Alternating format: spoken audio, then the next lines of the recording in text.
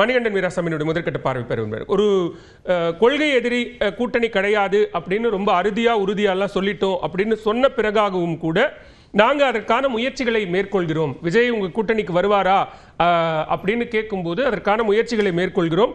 எல்லா கட்சிகளையும் ஓரணியில் ஒரு சிங்கிள் பிளாட்ஃபார்மில் திரட்டுறதுக்கான முயற்சிகளை எடுக்கிறோம் அப்படின்னு திரு அமித்ஷா சொல்கிறார். எப்படி பார்க்குறீங்க? அது பார்த்தீங்கன்னா தொடர்ச்சியாக வந்து சென்ட்ரலில் வந்து 3வது முறையாக வந்து பாஜக வந்து ஆட்சியில் இருக்காங்க. அப்படி இருந்தாலும் அவங்களோட அதிகாரத்தை வந்து பார்த்திங்கன்னா இந்தியா முழுக்க செலுத்த முடியும், சவுத்தில் கம்மியாக தான் செலுத்த முடியும். அப்போ தமிழகத்தில் வந்து அவங்களோட அதிகாரம் வந்து ரொம்ப குறைஞ்ச அளவில் தான் இருக்கும். நான் சொல்கிறது மக்களோட வாக்கு உள்பட.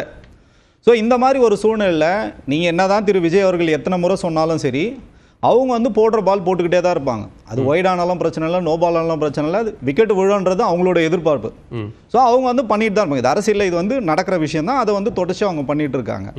ஆனால் திரு விஜய் அவர்களும் சரி, தமிழக வெற்றி கழகமும் சரி ரொம்ப தெளிவாக சொல்லிட்டாங்க, கொள்கை எதிரியான பிஜேபியோடும் சரி, அரசியல் எதிரியான திமுகவோடும் சரி, எங்களுக்கு வந்து எந்த விதமான அரசியல் தொடர்பும் இல்லை, அவங்க நிச்சயமாக போகிறதில்லை. அவர் இன்னும் கிளியராக சொல்கிறாரு, எங்கள் தலைமையில் தான் கூட்டணி, ஆட்சி அதிகாரத்தில் பங்கு தருவோம்னு சொன்னது அந்த ஒரு லைனை வந்து இவங்க பிடிச்சிட்டாங்க. ஆட்சி அதிகாரத்தில் பங்குன்னு திரு விஜய் அவர்கள் சொன்னதை இப்போ அதே தான் மாண்புமிகு உள்துறை அமைச்சர் வந்து தொடர்ச்சியாக சொல்கிறார், 4வது முறையாக சொல்கிறார்.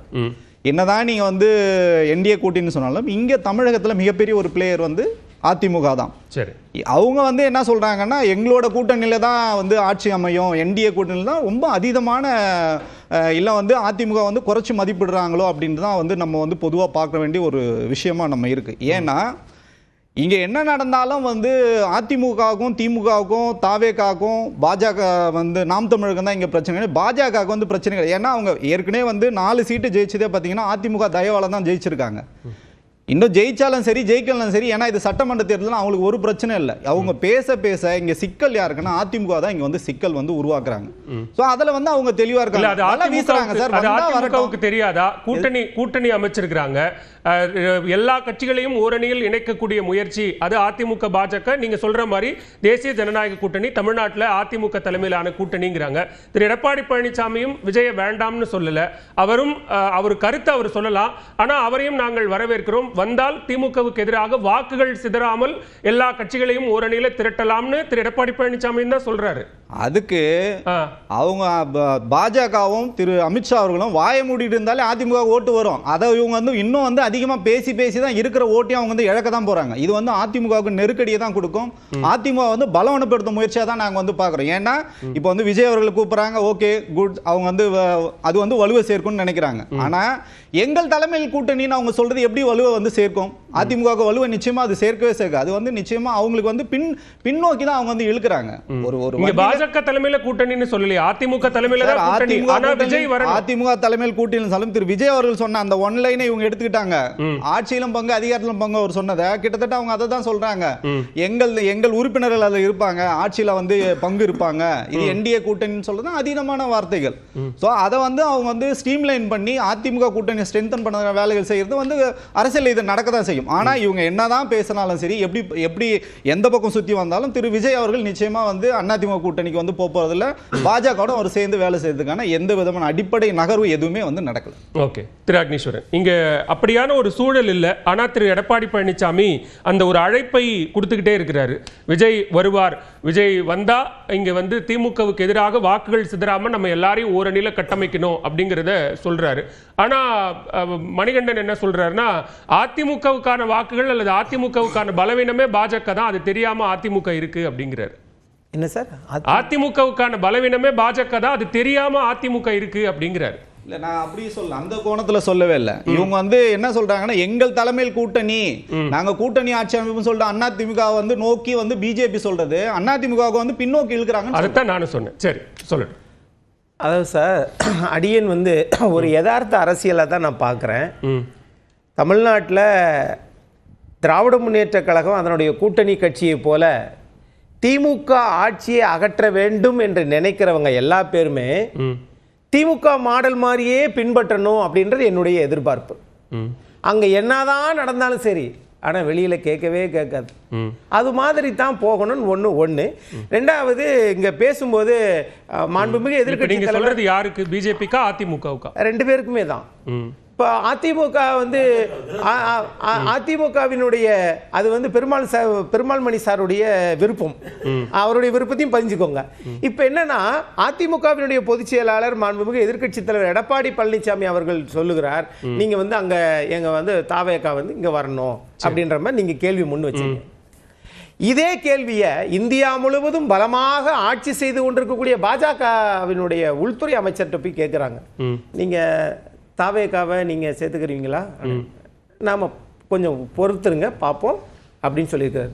வராது, முடியாது, சாத்தியமாகாது அப்படியே சொன்னாரு. கொஞ்சம் டைம் கொடுங்க பார்ப்போம், அது பார்ப்போம் அப்படின்னு. அந்த மாதிரி இந்தியாவினுடைய உள்துறை அமைச்சரே தாவேகா வருகையை வரவேற்பை எதிர்பார்க்கிறார்ன்ற போது தமிழ்நாட்டில் மாநில கட்சிகள் திமுகவை அகற்ற, ஏன்னா விஜய் ஒரு விஷயத்துல தெளிவா இருக்கிறார், திமுகவை அகற்றணும். அதே மாதிரி சில கட்சிகளோட கூட்டணி வைக்க மாட்டேன்றதுலயும் தெளிவா இருக்கு. சொல்லுங்க, ஏன் சில கட்சிங்கிறீங்க, வெளிப்படையா சொல்லுங்க. பாஜகவோட கூட்டணி இல்லங்கிறத அவங்க தெளிவுபடுத்துறாங்கல்ல. திமுகவுடன் கூட்டணி இல்லை, பாஜகவுடனும் கூட்டணி இல்லை என்று தெளிவுபடுத்திட்டாரு. 100% இல்லை, 1000% உறுதியாக சொல்கிறோம் பாஜகவுடன் கூட்டணி இல்லைன்னு இன்னைக்கு திரு அமித்ஷாவுடைய நேர்காணலுக்கு பிறகாக தாவேக தரப்பு சொல்றாங்க. இதுக்கு முன்னாடியே திரு அமித்ஷா அவர்கிட்ட கேட்ட போதும் இவர் இப்படி சொன்னாருன்ற அவருக்கு தெரியும். இருந்தாலும் எதிர்பார்ப்புகள் அதிகம் அரசியல்ல. ஆனா ஒரு இது என்ன யதார்த்த அரசியல் எப்படின்னா, திமுக மாதிரி பின்பற்றணும், அதையும் தாண்டி தேர்தல் வரைக்கும் கூட்டணி அரசாங்கம் அப்படின்றத பேசாம இருப்பதுதான் திமுக ஆட்சியை வீட்டுக்கு அனுப்பக்கூடிய ஒரு பெரிய யுக்தி, ஆயுதமாக நான் பார்க்கிறேன். திரும்ப திரும்ப பேசுவதனால் இப்ப சார் சொல்லுங்க, நீங்க இப்ப இரண்டாவது சுற்றுல சொன்ன விஷயத்தை தான் திரு கேசிபி முதல் சுற்றுலயே சொன்னாரு. நீங்க கூட்டணி அரசு அப்படிங்கிற ஒரு விஷயத்தை அவங்க உள்ளுக்குள்ள பேசி முடிச்சிட்டாங்க, இதை வெளிப்படையா பேச வேண்டாம் அப்படிங்கிறதுக்காக காத்திருக்கிறாங்க. அதைத்தான் திரு எடப்பாடி பழனிசாமி பேசாமல் அமைதி காக்கிறார் அப்படின்னு திரு கேசிபி சொல்றாரு.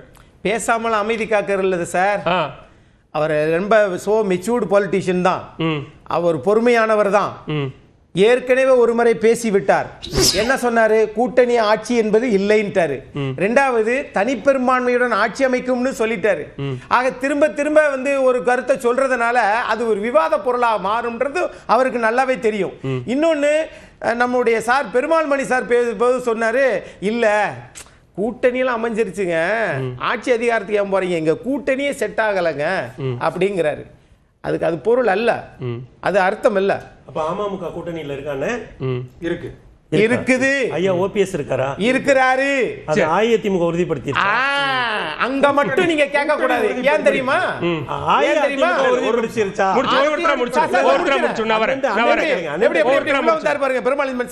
அவர் பேசும்போது நம்ம அமைதியா இருக்கணும். ஆனா நம்ம பேசும்போது முக்கியமான வரும்போது தள்ளி விட்டுருவாரு. இல்ல ஒரு டவுட் இருந்தது, கிளாரிஃபை பண்ணிக்கிட்டாரு. நீங்க ஆமான்னு சொல்லிட்டீங்க. அது டவுட்டே கிடையாது. சொல்லிட்டீங்க. அவங்க தனியா என்டிஏ கூட்டணியில இன்னைக்கு இருக்காங்க, நாளைக்கு இருக்காங்க, 2024 இருந்தாங்க. அதிமுகவும் என்டிஏ கூட்டணி அது இங்க முக்கியம் இல்ல, அது இங்க முக்கியம் இல்ல. என்டிஏ கூட்டணி இருந்தாலும் அதிமுக தலைமையில் தான் என்டிஏ என்பத கிளியர் கட் விஷன் இருந்தால் மட்டுமே. அப்ப அதிமுக தலைமையிலான கூட்டணியில திரு ஓ பன்னீர்செல்வமும் டிடிவி தினகரனும் இருக்காங்க. அதிமுக தலைமையில் என்டிஏவினுடைய பிரிவுக்குள் இருப்பார்கள். ஏன் சார் அவ்வளவு தலையை சுத்தி மூக்க தொண்டோம்? என்ன சார் இது? இருக்கிறாரா இல்லையா? ஏன் சார் இவர் மட்டும் இந்தியா இல்லையா? நான் கேக்குறேன், நடக்க போறது சட்டமன்ற தேர்தல், இந்தியா கூட்டணி வரைக்கும் பெருமாள் மணி சார் போனா அது உங்களுக்கு ஏத்துக்கிறீங்க.